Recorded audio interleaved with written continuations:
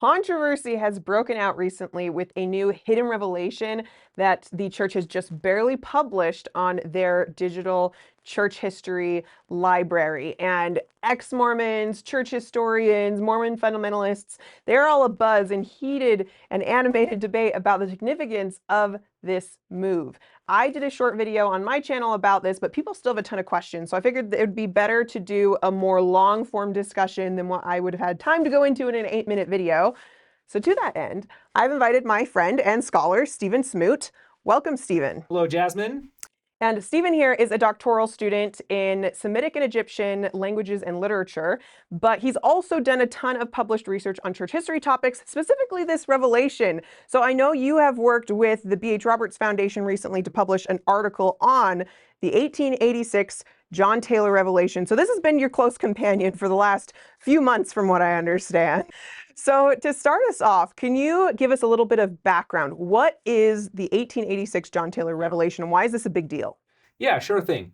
So it's kind of like asking when was the War of 1812, right? When is the 1886 revelation? It's a revelation from John Taylor, third president of the church, that was recorded on September 27th, 1886, right? And just for shorthand, everybody in the Mormon polygamy research, the Mormon fundamentalist community, right, historians of early Latter-day Saint plural marriage or Utah history, they all kind of just call it the 1886 revelation. You know what we're talking about, right?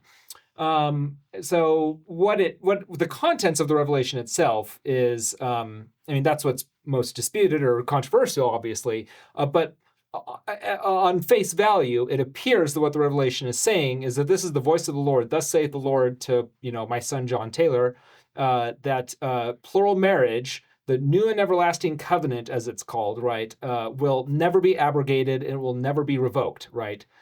We could perhaps read the revelation if we want to, because it's rather short, or at least get parts of it. But essentially, it seems to be saying, at least this is how Mormon fundamentalists interpret it, as saying that plural marriage will never be revoked by God because he cannot revoke his covenants. He cannot revoke his commandments, right?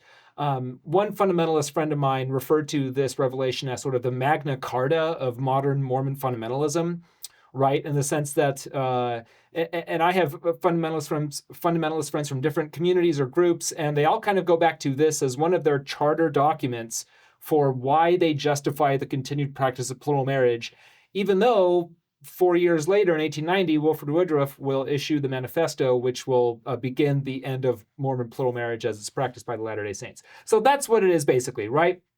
It's from John Taylor.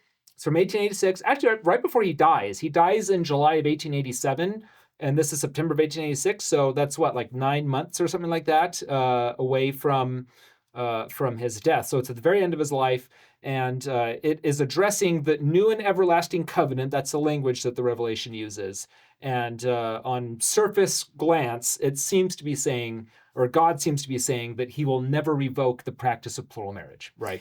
So what's going on in 1886 that would lead John Taylor to ask about plural marriage? What is going on in his life? What is he up to? And clearly it sounds like it's the end of his life.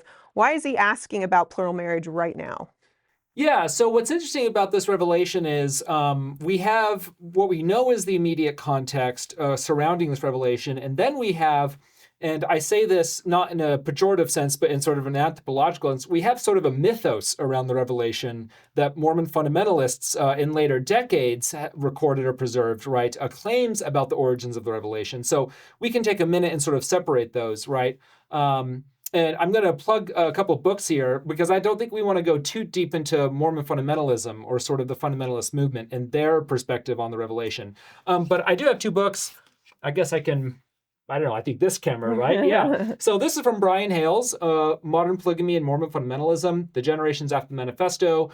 Brian Hales is a mainstream Latter-day Saint, right? He's not a fundamentalist. But this, American Polygamy, A History of Fundamentalism and Mormon Faith, or A History of Fundamentalist Mormon Faith by Craig Foster. He's a mainstream Latter-day Saint. But Marianne Watson, she is a fundamentalist, right? So you can kind of get different perspectives on Mormon fundamentalism. Their claim surrounding the 1886 revelation is that this was given at a time when some church leaders and many church members were wondering, should we continue practicing plural marriage? John Taylor receives this revelation. the claim, like I said, sort of the mythos of Mormon fundamentalism is that in connection with this revelation, John Taylor secretly ordained a small group of men to continue the practice of plural marriage, right, putting them under covenant that they would never stop practicing plural marriage. There are later accounts of sort of divine manifestations that John Taylor receives at this time. Some of these accounts say that Jesus Christ appeared to him, right? That Joseph Smith appeared to him and gave him this revelation or so forth. So that's kind of the fundamentalist narrative about the context or the origins of this revelation. What we can say from contemporary documentation, what sort of, and that's contested history, right? Sure. There's skepticism or questions about those claims. What we do know about sort of the established context of the revelation is a couple things. So the 1880s, anybody who knows your Latter-day Saint history, and maybe you've read Saints Volume 2, where they talk about this, right? Assume we haven't read Saints Volume 2. Okay, well, assume we haven't. So this is going to be a shocker, Jasmine, but a lot of people in the United States did not like polygamy. They did not like plural marriage, and they did not like the fact that the Mormons are practicing plural marriage. So starting in the 1860s and into the 1880s, the United States federal government enacted anti-polygamy legislation, right? So this was targeted legislation to attempt to root out one of the two twin relics of barbarism, that famous phrase, right? One of them being slavery, one of them polygamy. Slavery goes away with the Civil War, but we still have polygamy. What are we going to do about it? And they enact federal legislation to disenfranchise polygamists, right? To disenfranchise the church itself, right? This is the famous Edmunds Tucker Act, which is enacted at this time. There's also the Edmunds Act, the Poland Act, or the Moral Anti-Bigamy Act. There's so many of these things that just sort of cascade. They're really targeting this.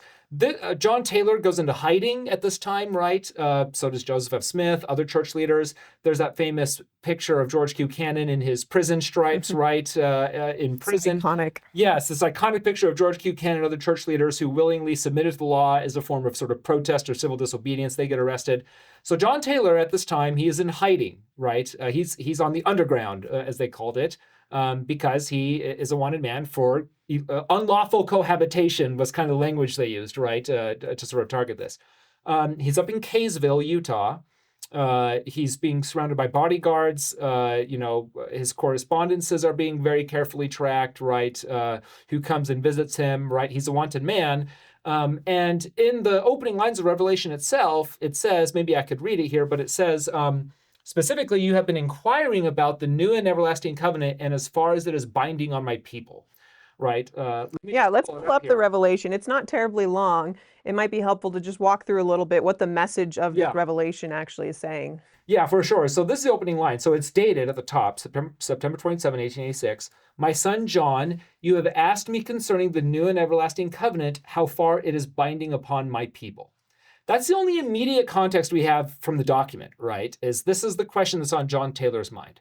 Now, it seems very reasonable to understand or to surmise that people at this time would have had questions about what are we going to do about continuing this practice of plural marriage. There's the same question that Wilford Woodruff a few years later is going to have, right, as the disenfranchisement of the church ramps up from the federal government.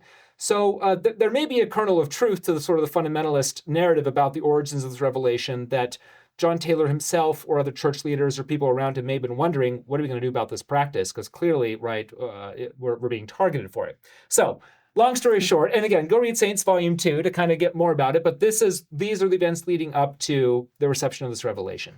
John Taylor is in hiding. The church is being targeted for the practice of plural marriage. Many members of the church and church leaders are wondering, what are we going to do about this? Is this sustainable? Can we continue practicing this? And that is what sort of sets all of this off. No, that's perfect. So going through the revelation itself a little bit, you talked about the prelude saying, you've inquired about this new and everlasting covenant. What does the Lord say in this revelation about the bindingness of the new and everlasting covenant? Well, let's just read a couple parts, right? Because again, it's actually very short, this revelation, right? So it says, "Thus saith the Lord, all commandments that I give must be obeyed by those calling themselves by my name, unless they are revoked by me or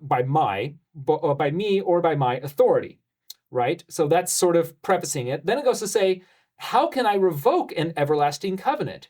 For I, the Lord, am everlasting. My everlasting covenants cannot be abrogated nor done away with, but they stand forever. So that seems pretty declarative, right? That seems pretty definitive. What he's saying here, my covenants cannot be revoked. They are everlasting because I, the Lord, am everlasting, right? it goes on to say, have I not given my word in great plainness on this subject? So probably referring to section 132 of the Doctrine and Covenants, other teachings from Joseph Smith and other church leaders, right, concerning this practice.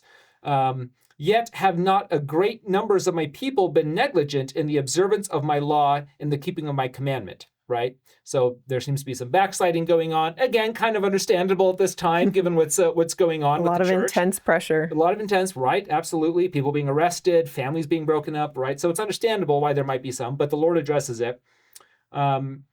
He says, yet I have borne with them these many years, and this because of their weakness, because of the perilous times. So again, that seems to situate the context of what's happening here. Even the Lord recognizes what's going on among the Latter-day Saints at this time. And furthermore, it is more pleasing to me that men should use their free agency in regard to these matters.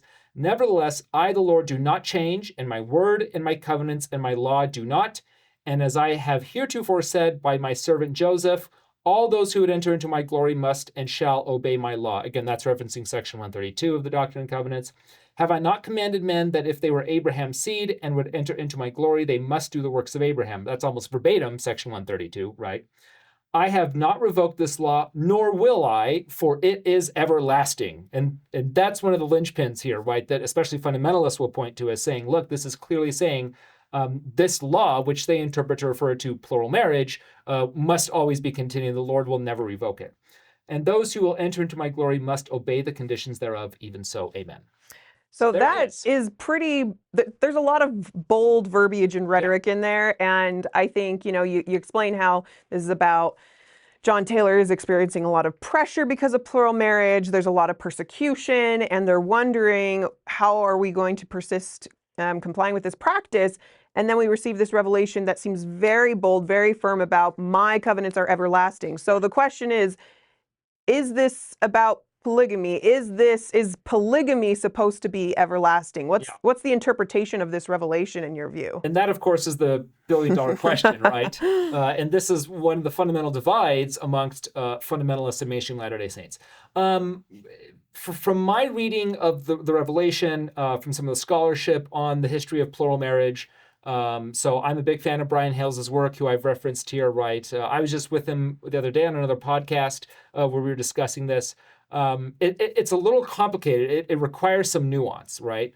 So is the revelation about polygamy in the sense that the immediate context is about federal anti-polygamy legislation and the consequences thereof? Yes, clearly, right? That's the context that this revelation emerges out of, right? However, Brian Hales has made the very interesting argument, and he has an extensive article on this. It's like 50 pages or something, right? It's very in-depth. He has made the argument that even though historically many Latter-day Saints have sort of conflated new and everlasting covenant with plural marriage and with celestial marriage, right? These terms were, in the minds of early Latter-day Saints who were practicing plural marriage, these terms had kind of become conflated in their minds. He argues that if you look at section 132, which is what this revelation is building off of and referencing to, right? He argues that new and everlasting covenant, the conditions of that covenant, as outlined in it's about the first 30 or so verses of section 132, actually doesn't mention plural marriage. It's mentioning the eternity of marriage sealings and the fact that it says, and a man and a woman, or a man and a wife, right? It uses a singular language, must enter into this covenant for it to be eternally lasting. Otherwise, when they die and go to the next world, it says they'll be as angels, ministering servants, right? They won't become as gods and so forth. So not to filibuster too much here, but rather to sort of lay out some of the nuances, it comes down to, I think, a question of what may have John Taylor been thinking at the time of this reception, but also the fact that it's referencing D&C 132, and it's piggybacking off of that language, how much of it is drawing from those concepts as opposed to what later prophets like John Taylor or others may have thought about this. Does that make sense? So we kind of have to disentangle how we interpret this versus, again, the concept of, or the context of when it originated, the anti-polygamy federal raids, right? As opposed to the language of what it's referring to, which is section 132, as opposed to how may have John Taylor have interpreted it. By the way, for the record, we don't have any statement from John Taylor how he interpreted this. We can infer, based on other teachings he had, that he may have probably believed it referred to plural marriage, but we can't be sure about that, right? Since we don't have John Taylor on record explaining how he understood this revelation to be. And certainly, John Taylor's own interpretation of the revelation is not the same as what the revelation actually means from God. And, he's receiving this revelation filtered through John Taylor's own experiences as well. Right. So just to wrap up, this one question without getting too much into it any further, it's complicated. Like I said, clearly plural marriage is the context in which the revelation is received. I think that there is an open conversation to be had about, especially the phrase "new and everlasting covenant," if that is referring to the practice of plural marriage as opposed to the principle of eternal sealings, either monogamous or plural sealings, right? Or is it referring to some other more nuanced aspect there? It's interesting, too, that the Revelation, it discusses covenants, laws, and commandments. We sometimes conflate those things, but I don't think necessarily they always mean the same thing, right? So, Jasmine, you and I had both been sealed in the temple to our spouses. We made covenants with God. Those covenants are eternal, right?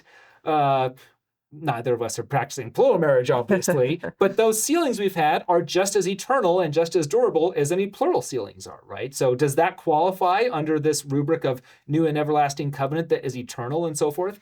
The Lord even says there, right, I give commandments and, here, let me read it again specifically, because this is piggybacking off section 56 of the Doctrine and Covenants.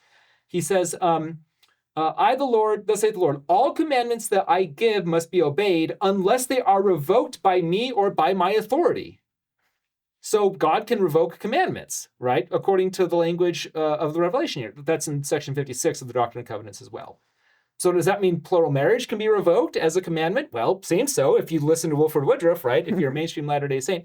Anyways, not to filibuster longer, sorry, but hopefully you get the point here, right? Hopefully our listeners will realize there's a lot of interpretive baggage that goes into making sense of this document. If you just pull it in isolation, it's easier to understand, like I said, on the surface level, it's talking about polygamy is going to be around forever. But is that really what it's saying? Or at least is that the only thing it's saying? I think there's more of a conversation to be had. I welcome Brian Hales's work and others who have looked at this and sort of fitting it in that more sort of nuanced interpretation of it. I mean, I think that's really interesting. And I agree that clearly the historical context in which it was received, polygamy was on the mind. Plural marriage was on the mind, certainly. But what God meant is up to interpretation. One thing that I remember reading about is Kerry Muhlestein came out with a book where he argued, I felt like pretty persuasively, that the new and everlasting covenant is a reference to basically God's entire covenantal project. Every single covenant that God has established with Abraham, Isaac, Jacob, Adam, and Eve, and the ordinances of baptism and endowment and so all of that encapsulates what the new and everlasting covenant is. It's not necessarily just marriage. Is that something you would agree with? I think there's something to that, yeah. I think if you take a more holistic look at what this phrase, how it's used scripturally, right? We sometimes have an assumption that words or phrases in the scripture mean the same thing in every single scripture wherever we find it. But context demands we look at it more carefully to make sure it's being used in the same way. So I think there's some validity to that interpretation, to say that when it is commanded by God, when it's authorized by God, plural marriage is a part of the new and everlasting covenant, right? In specific circumstances or at specific times. But conflating that with plural marriage itself, the commandment of plural marriage, I think that's questionable, right? I think that's maybe lacking in some depth in terms of how these phrases are used across the scriptural canon. So I think there may be something to that for sure. Okay, so we've established that this revelation was received in 1886 in the context of plural marriage, and the revelation may or may not be referring to plural marriage depending on your interpretation. But okay, so we've received a revelation from God Almighty. Why wasn't it canonized immediately? I mean, isn't that how it works? God speaks to prophets and we're like, this is it. This is the new scripture. That's it, right. Well, again, we don't know why it wasn't canonized immediately. I mean, there are some very reasonable inferences we can make, right? It would have been ill-advised in 1887 or 1886 to canonize a revelation of this nature, especially when things are a little touchy right now with the government and plural marriage. Perhaps it was never canonized because it was never intended to be canonized, right? The circumstance, maybe we can talk about this, but the circumstance of the revelation seemed to suggest it was a private revelation given to John Taylor, right? Okay, so what was the context of this private revelation? Yeah, well, basically, from the documentation we have, nobody knew about it until he was dead. So John W. Taylor, his son, He's the one who sort of first brings it into the historical record, into the conversation. Again, at least as what we can document, leaving aside fundamentalists' later claims from fundamentalists about this. What we can document is that beginning in the 1890s, when the manifesto was issued, there are conversations being had in the Quorum of the 12 with John W. Taylor and others, right? Where John W. Taylor is John Taylor's son. Yeah. He brings up his father's revelation. He says, I discovered it in his papers after he died. Here's this thing. And it seems John W. Taylor interprets it as saying we have to be practicing polygamy and God will never revoke it, right? It comes up again, and so that's in 1890 when the manifesto was issued. It's brought up again during his excommunication trial in 1911. He and Matthias Cowley, right, they continue practicing unauthorized plural marriages after 1904 when Joseph F. Smith issued the second manifesto. Right, quick sidebar. 1890 did not immediately put an end to plural marriages, right? It took time for them to kind of wind down. There was ambiguity in Wilford Woodruff's statement. Well, plural marriages in the United States versus Mexico or Canada or whatever, right? So in 1904, Joseph F. Smith issues what's called the Second Manifesto, which is what the policy of the churches today is that you will be excommunicated if you practice plural marriage, right? So it comes up again in John W. Taylor's membership trial. Hey, my father had this revelation, and he says, I discovered it in his papers. Right, so that seems to suggest that it wasn't circulating, at least not immediately at the time of its reception, because according to John Taylor's son, John W. Taylor, he only got it after his dad died. So this is all to say, it's unclear if this was even intended to be a public revelation or a general revelation, as opposed to something for John Taylor specifically, right? It seems clear why they wouldn't want to canonize it at this time, assuming it was meant for the church as a whole. It seems, again, ill-advisable at this time to sort of broadcast it like that. So these factors and others, I think, can help us explain why it was never officially presented to the church or canonized, even though we can't be entirely sure because our documentation for it is lacking. Okay, so John W. Taylor is John Taylor's son. He discovers this document shortly after his father's death. He presents it to the Quorum of the 12, at least on 2 occasions, it sounds like. And both times, it doesn't sound like it then got blasted out to the membership of the church. So the Quorum of the 12 decided that this was not going to be a revelation that they were going to like put their stamp of approval behind. Okay, so are there precedents for other revelations never being canonized, or is this a lone wolf? Once again, if I may shamelessly plug a book. Ta-da! I have a book on Joseph Smith's uncanonized revelations. I co-wrote with my friend Brian Passantino. So yes, there is a very good precedent for not canonizing revelations from presidents of the church. Joseph Smith, we count something around like 40 revelations that Joseph Smith had that were never canonized for any various reason. John Taylor had more than just the 1886 revelation. He had other revelations, I think at least 10 of them that we can sort of document. These are like the saith the Lord revelations, right? That are never canonized, at least not in the English canon. Another fun kind of sidebar to kind of throw a monkey wrench in all this. Some of John Taylor's other revelations were canonized for a brief period of time in foreign language editions of the Doctrine and Covenants, like German and Swedish and Norwegian. There was a brief window where a revelation he had from 1880, then one from like 1882 or 1884. Those were briefly in the Doctrine and Covenants in these foreign languages, but never in the English Doctrine and Covenants. So it gets a little messy, right? But this is just to say, yes, there are other examples of prophets receiving revelation and them not being canonized.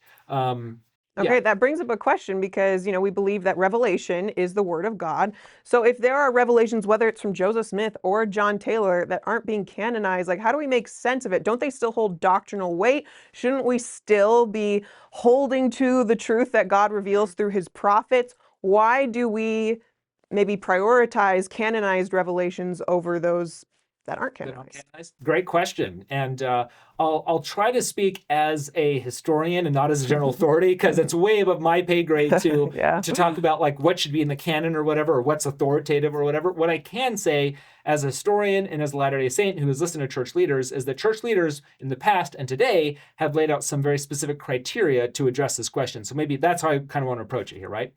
Okay, so first off, I think we would all agree that any revelation from God should be seriously looked at, right, and considered as a revelation, right? One of the reasons why we did this book, Brian and I, is because we take these documents seriously as revelations, right? So I don't think we should just automatically dismiss uncanonized revelations as if they're not important or we can just ignore them. any revelatory statement from God we should pay attention to, and I think should have some weight, right? Some doctrinal relevance or weight at least, right?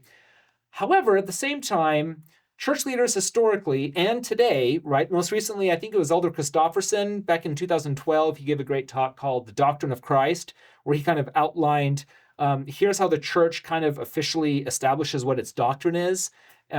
He's not the only one. Past general authorities have talked about this. And here's kind of the procedure, right, that we get out of this. So a prophet comes and says, I've received a revelation from God, right? How is this going to become binding on the saints, and how is it going to become sort of doctrinally authoritative? The process to do it is the First Presidency and the 12 confer together on the nature of this revelation, right? They discuss it, they come to a determination if it should be canonized. When that decision is made by the First Presidency and the 12, it then goes to the membership of the church for the sustaining by common consent, right? So this is section, 29, 26 of the Doctrine and Covenants, right? All things shall be done by the common consent of the voice of my people. That's what we do every 6 months. That's why we sustain our church leaders every 6 months, right? We're following this procedure. So it goes to the membership of the church. They sustain it, or it's ratified, I suppose, by a sustaining vote. And then it becomes canon. It becomes scripture. We've seen this happen with almost every major new edition of the scriptures the church has done. This is the process that they've gone through, as far as we can document, right? So most recently, this happened in 1976 when 2 texts were added to the Pearl of Great Price. We now call them section 137, 138 of the Doctrine and Covenants, right? This is Joseph Smith's vision of the celestial kingdom, Joseph F. Smith's vision of the spirit world. Those first went into the Pearl of Great Price before they were then moved to the Doctrine and Covenants.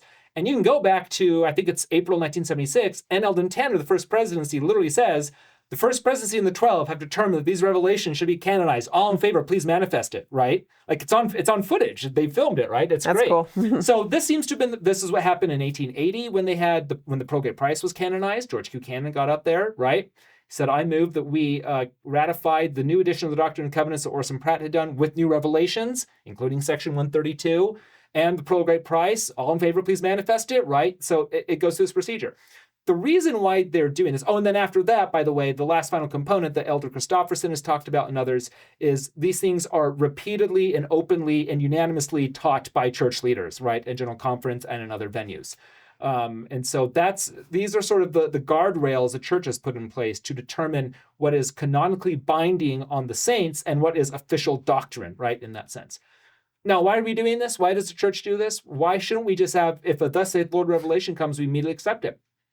Well, once again, go read Saints, Volume 1. You learn about a guy named Hiram Page. We have a section on covenants, right? Hiram Page, we have a problem. He claims to be receiving revelations from a seer stone directing the church what it should do, okay? Early on, this is like 1830, right? Early on, we have the problem where we are in a religion and in a church where we believe everybody can receive revelation, right? And in fact, we encourage people to receive personal revelation. What do you do then? There has to be a hierarchy, a structure in order to have order in the church. Otherwise, we'll fragment in chaos and scatter and have schisms, right? There's got to be some guardrails. There's got to be guardrails. So as I understand it from what church leaders have taught, this is the process to make revelations binding and authoritative on the saints, is by canonizing them, right?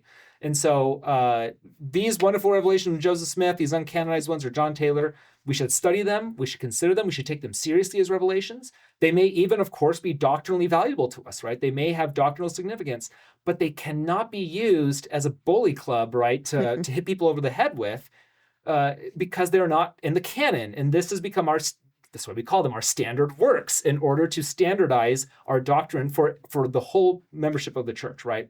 And this is to avoid confusion, fracturing, fragmentation, schisms, right, splinter groups.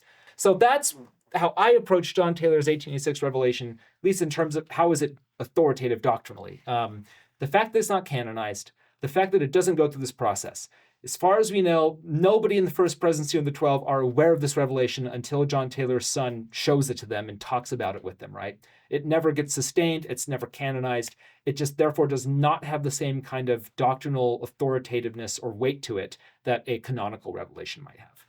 That makes perfect sense to me. And I think that On the one hand, yes, it was not canonized. It's not as authoritative on the whole body of the saints. But on the other hand, we've talked about how, depending on how you interpret it, it actually can be very harmonious with the doctrines of the gospel, and it's not necessarily in conflict with it. Yeah. Yeah, I certainly welcome mainstream Latter-day Saints to look at this revelation carefully and explore ways that we can harmonize it with both past and current church teachings, right? I think it can be done. Again, I can name Brian Hales has done this. Others have looked at this, right? From a mainstream Latter-day Saint perspective. We can talk about that if we wish, perhaps, but I don't think we need to be afraid of this revelation, right? I think we can absolutely harmonize with it, regardless of the original intent or what may have John Taylor thought about it, right? We can still make it work within our mainstream theological paradigms, Latter-day Saints.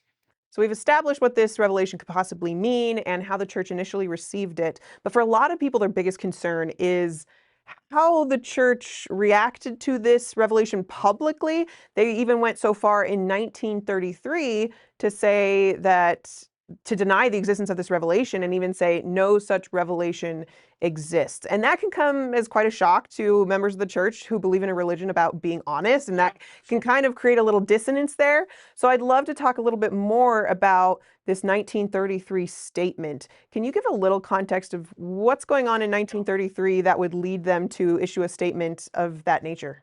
Certainly, and I have it here. We can read it too. Yeah, It's let's a pull it up. longer statement, but there's only two little short paragraphs of it. Let me set the stage a little bit, and then we can read the statement. So, okay, the manifesto was issued in 1890, Wilford Woodruff, right?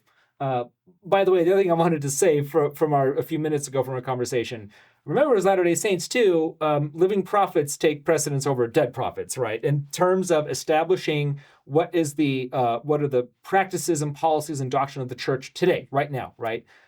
So we look to Wilford Woodruff. I don't want to say, quote, superseding John Taylor, but certainly in terms of who we look towards to currently guiding the church. Wilford Woodruff in the manifesto would take precedent over this revelation from John Taylor, right? Okay, so 1890 manifesto.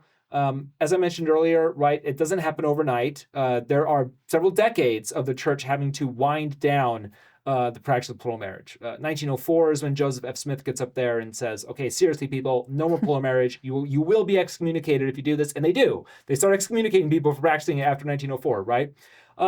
This is laying the seeds for the Mormon fundamentalist movement, right? So modern Mormon fundamentalism emerges basically in the 1920s and 30s. Sort of the godfather of fundamentalism is a guy named Lawrence C. Woolley.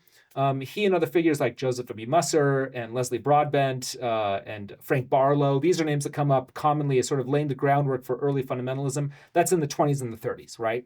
So, by the way, J. Reuben Clark, who's in the first presidency, he is Lawrence C. Woolley's cousin. Okay? So it's personal. So there's family connections, right? These are real people, right, who are struggling with these dynamics. They had this practice they'd done for decades. Now they're being told to stop.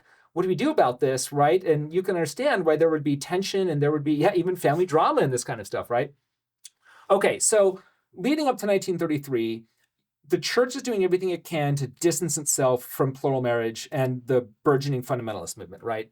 As a matter of fact, Lawrence C. Woolley is going to publicly accuse Heber J. Grant of secretly practicing polygamy to the point that Heber J. Grant will publicly deny it at General Conference, right? And sort of denounce this claim. So the church is working very hard, right, to move on from plural marriage and to distance itself from those historical practices and from the, like I said, the growing fundamentalist movement. So fast forward to 1933 from 1890. In June, I'll just read the statement here. Yes, June let's do it. of 1933 is when they issue the statement. It's actually pretty long. It's in the Deseret News. It's like 4 or 5 pages, right? And it addresses the revelation, but really it's addressing fundamentalism, right? And it's really trying to, the statement in 1933 is trying to basically totally disavow that the church has anything to do with polygamy today and that the fundamentalists represent any kind of legitimate, portion or body of the church. And in some ways, that's still something that the church is continuing to have to disabuse people of today, as we get conflated all the time with Mormon fundamentalist movement, whether it's a Netflix show, Keep Sweet, Pray, Obey, or whenever it's in the news or polygamy comes up, it's always, we seem to be very tied together. And so the church, it feels like, is always trying to say, no, that's not us, we're this. Right, exactly. So that's the context leading up to this. So I'll just read, again, it's 2 small paragraphs. So here it is. It says, it is alleged, meaning by fundamentalists, it is alleged that on September 26 to 27, 1886, President John Taylor received a revelation from the Lord the purported text of which is given in publications circulated apparently by or at the instance of the same organization. I should mention again, by this point, 1933, as it says here, fundamentalist literature was publishing copies of the Revelation, right? Including what purported to be a photographic facsimile copy of the Revelation, right? So the story basically goes that John W. Taylor's secretary and one of his plural wives, she made a copy, she took a photograph of the document, right? And that got into fundamentalist publications. So by 1933, it's circulating. People are asking about it, and fundamentalists are pointing to this revelation and saying, look, this is, like I said, the Magna Carta, as my friend said, the Magna Carta of our movement, right? Okay, so going on.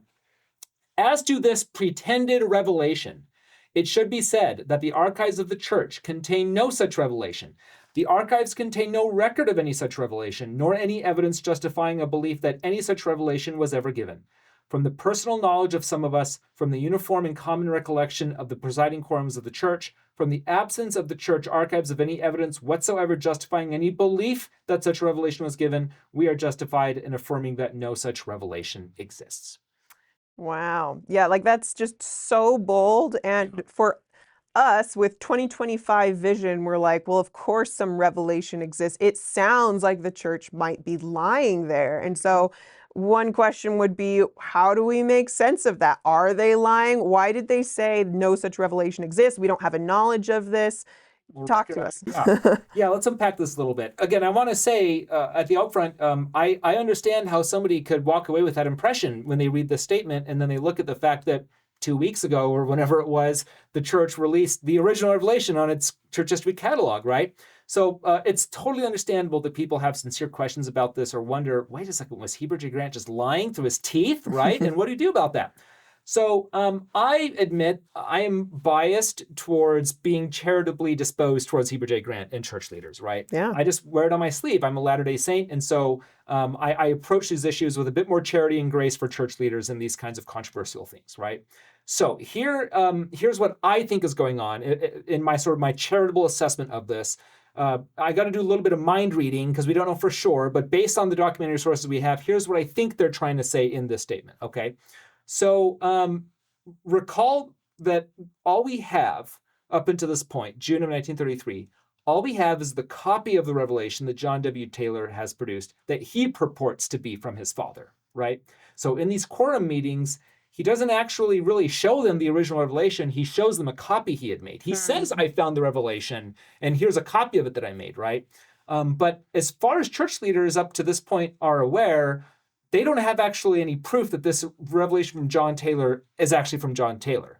They have his son under sort of dubious, questionable circumstances in the middle of his excommunication trial, claiming that this is a revelation. So they don't even know that if it's a legitimate revelation. I think in their minds, that's what they're thinking. They're questioning, they're skeptical if this purported revelation that John Taylor's son is bringing is actually from John Taylor. So after the statement is made in June of 1933, a month later in July of 1933 is when Frank Taylor, one of other John Taylor's sons, will provide the original revelation to the church leaders. So 1 month later, probably in response to this, hey, here it is, right? You were wondering about it. But up until that point, they kind of have a little bit of plausible deniability to say, well, we don't know that this thing actually exists because all we have is the word of John W. Taylor. Now, that's complicated by the fact that Joseph Fielding Smith, Joseph F. Smith's son, Joseph Fielding Smith, the church historian and later prophet, he makes a copy of this in 1909 as part of this ongoing conversation with John W. Taylor and his membership, right, during his membership trial. So we do have record of it in the form of a copy that Joseph Fielding Smith had made, right? But Samuel W. Taylor, in his biography of John Taylor, he's his grandson, right? Samuel Taylor, he's John Taylor's grandson. He points out the fact that, well, at the time that the statement was made, there was like the official church archive, and then there were like separate individual, like private archives of different church leaders, right? So and they didn't necessarily talk to each other. Yeah, they didn't necessarily always overlap. So again, Samuel W. Taylor thinks that, maybe they're being a little vague when they say we have no record in the archives. Okay, sure, in the official church presidency's archive, right? Their official archive, they don't have record of it. But Joseph Fielding Smith has a copy of it, right? So this is all to say, yes, with hindsight, I think with all due respect to Heber J. Grant, who I love, he's genuinely one of my favorite prophets that I've studied about and learned about his life. If I had to go back in a time machine, I would probably suggest to President Grant that they take a different approach in how they discuss this revelation, right? I can understand why, in the context of the time and what they're dealing with, what they're facing, why they would take this approach. Basically obfuscated, right? They're obfuscating or trying to sort of play semantic games or be vague about this in the sense that, well, we don't have a copy or whatever, right? Probably for the purposes of long-term transparency, it would have been best to have said, hey, you should just acknowledge we have a copy of this revelation. It purports to be from John Taylor. We don't know for sure. It's not binding or authoritative on the church, right? Again, if I had to Monday morning quarterback it for church leaders, if I'm allowed to do that, that's what I would probably advise them to do. But all the same, nevertheless, I understand again why this may be disturbing to some individuals, including some church members. I understand how, again, with a very uncharitable, very cynical reading, you could say this is just Heber J. Grant just lying to people, right? I don't think that's necessarily the case. I think the dynamics happening at the time of the church are more complicated. I think that their strategy in their minds is to obfuscate and be vague and to sort of play some semantic games to get around this. Was that the best strategy at the end? Maybe not. But I won't fault them at the time that what they were dealing with, right? I won't fault them for what they were trying to do at the time, given the circumstances that they were involved with. No, that's fair. So in 1933, they outright deny the revelation. Fast forward to the 2020s, the church publishes their official church history called Saints, where they do reference this revelation. And then, as we're talking about, just recently, the church officially digitized this in their online catalog. So that's, 90 plus years. Why did it take so long for the church to acknowledge it? That's a great question. On the one hand, historians have known about this forever, right? Like, so both Latter-day Saint historians, disaffected historians, non-Mormon historians, right? People who've looked at the history of Mormon polygamy, they've known about this revelation. So it hasn't really been a big secret in that sense. Like if you were reading the literature on polygamy and fundamentalism, you'll know all about the 1886 revelation, right? One of the reasons why I did this with Mormonr and why I looked into this was because of my interest in Mormon polygamy on like the origins of plural marriage with Joseph Smith, the end of plural marriage in Utah and so forth. You just inevitably come into this document, right? So just to sort of, make that pretty clear, it's not like nobody ever knew about this until just last week, right? Copies have been circulating, this purported photographic facsimile. I shouldn't say purported now, it pretty much is a real thing. I just saying, Yeah. I'm just using academic jargon, right? This copy that was made, those seem to bear out as being authentic, right? We've known about this. I don't work for the church or the church history department, so I can't talk about the inner workings of the actual decisions that were made, right? My understanding is that with big bureaucratic institutions like the church history department, it takes time. Just sort of institutional inertia prevents just like dropping things at the drop of a hat, right? It takes time and effort. Things go through committees, things get reviewed.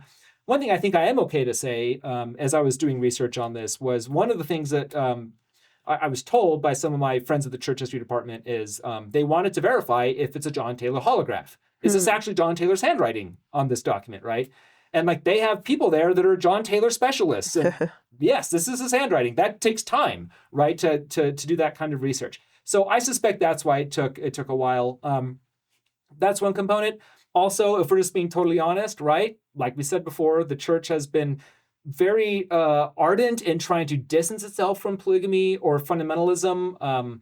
I think I can understand why church leaders would want this revelation to not take center stage if they're trying to distance themselves from plural marriage or the history of polygamy, right? It would make sense not to necessarily just release this willy-nilly. So that would be my guess as to why it took a while for this to get released, right? I don't think there's anything nefarious about this. Anybody that's worked in big archives, any national archives or university libraries or special collections, these processes take time to get these documents released and so forth. So that would be my suspicion or my guess why.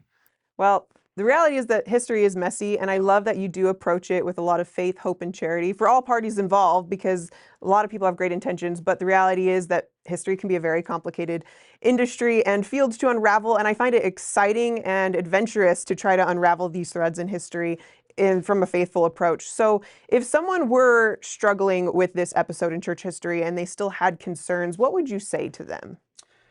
I would say a couple things. And this, I think, also is true for any issues in church history, right? Or questions or controversies with church history.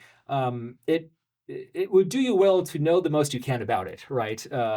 Again, I think it was Elder Christopherson and others who have famously said, "A little learning is a dangerous thing," right? Quoting Alexander Pope. I think learning the most you can about whatever the subject is. We'll just say on this one, right? The 1806 Revelation. The more you can learn about it from reputable sources, from good scholars, not from just random crazy people on the internet, right? But reliable sources. The better it is to help contextualize what's going on with the dynamics happening here, with the messiness happening here, so that you move away from sort of the black and white cynical interpretation of things to recognizing just the reality of humans are complicated people, right? And they're put in these complicated situations.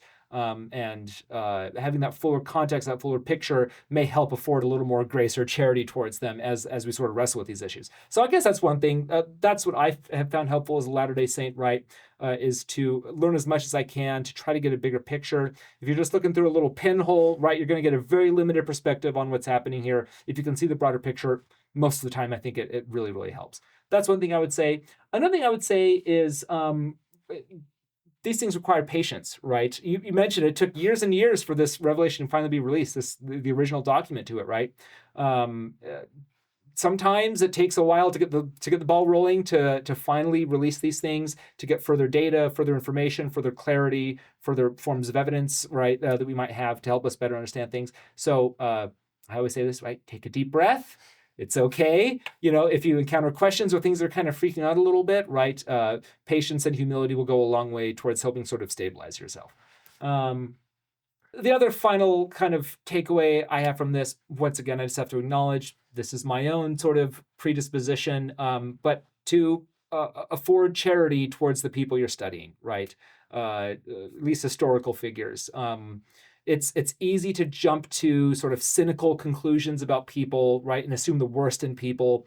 I think, and certainly there are some people in history that were very bad. You don't need to give charity to certain really bad guys in history. But most people in history, right, most people are well-meaning and sincere, who are sometimes thrown in complicated situations. And having that more sort of charitable disposition, I think, will go a further way towards understanding them and trying to relate with them, as opposed to just defaulting to a cynical or bad faith interpretation of what's going on. So hopefully those are a few things that are helpful in sort of navigating these sorts of controversial issues. So you've been working on a project with the B.H. Roberts Foundation, where on Mormonr.org, there's now an article on this 1886 revelation, and you were the one working very closely with that. What was the most inspiring part of working on that project? I'd say there were a couple really inspiring things. One of them was just getting sort of unfiltered access to certain church leaders like Heber J. Grant and others, who their journals are now available for us to study. So it was inspiring to kind of connect with these men and women on a very personal level, reading their unfiltered words, right, as these events are unfolding. That was inspiring to me. I had several kind of little aha moments, right, where like some sort of dots connected to me, and it helped me, again, have a bigger picture or context of what was happening here. It also was kind of an interesting way, inspiring to, like I said earlier, have a fuller context for the history behind this, sort of understanding the Mormon fundamentalist origins or their sort of perspective on this. Full disclosure, I'm not going to become a fundamentalist. I'm not interested in becoming a fundamentalist. I'm saying strictly on the fact that like it was helpful for me to understand their perspective on what seems to be at stake with this revelation, and sort of taking seriously, where they've arrived, where they have, without just immediately dismissing them, right? That sort of fuller context has helped me understood, right, and sort of motivated me to help me better understand what is this revelation, where does it come from, why is it so significant, right?